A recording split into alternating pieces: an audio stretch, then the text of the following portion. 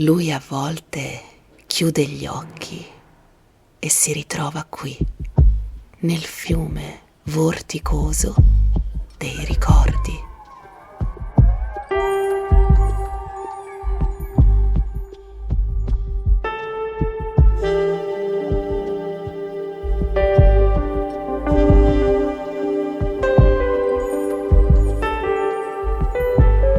Tra tutti cerca quello del loro primo incontro.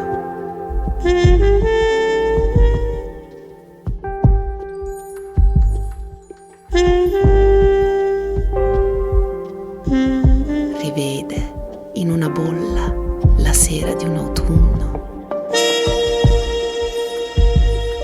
la rocca antica del paese, lucifioche in quel locale.